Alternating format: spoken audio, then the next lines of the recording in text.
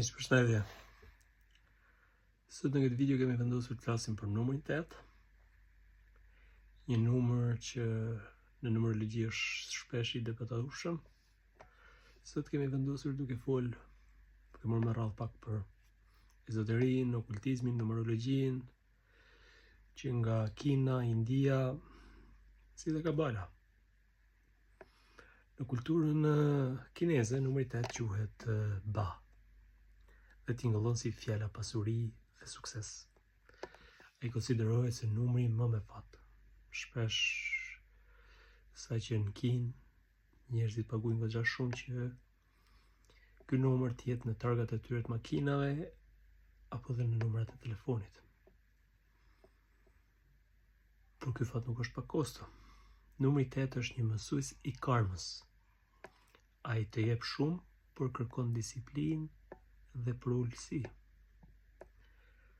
Në numerologjin hindu quhet shani dhe ligji i karmës.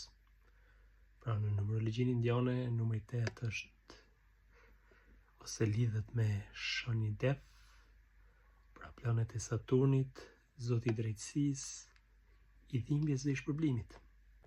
Pra shani s'fal. Ai të ndëshkon nëse ke bërë keq dhe të shpërblen nëse je i drejtë. Kjo është arsyeja pse shumë e kanë frikë numrin 8 në Indi.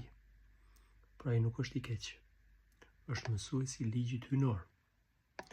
Në Kabala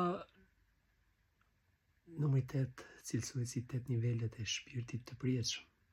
Pra numri 7 është perfeksioni i krijimit, 7 ditë, 7 qej. Por 8 është për te i kësaj bote. 8 është niveli i shpirtit që ka përcen realitetin fizik, porta drejt botës së të pavdekshmërisë. Ai lidhet me binah, sfera të kuptuarit të thellë dhe përfaqëson forcën e transformimit shpirtëror.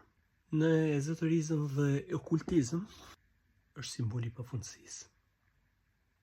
Po ta kthejmë 8-ën horizontalisht, do shohim që është me simbolin e pafundësisë.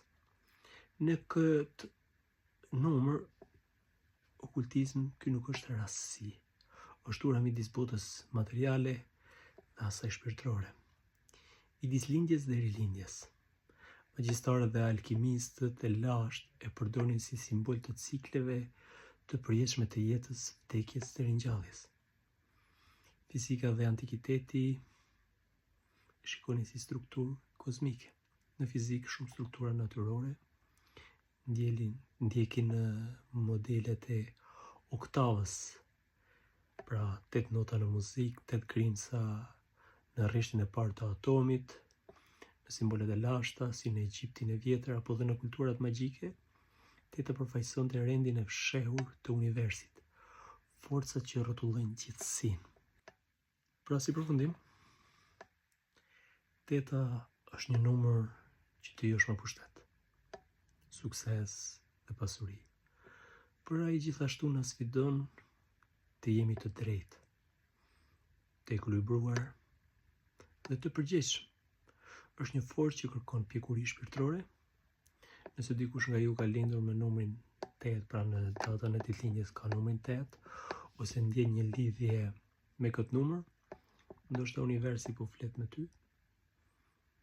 Nëse ju ka pëlqyer kjo video, ju lutem shtypni butonin e abonimit ose subscribe-it në YouTube dhe like ose po e ndjeni në TikTok apo kudo që më shikoni. Ju përshëndes, fundjavë të mbarë.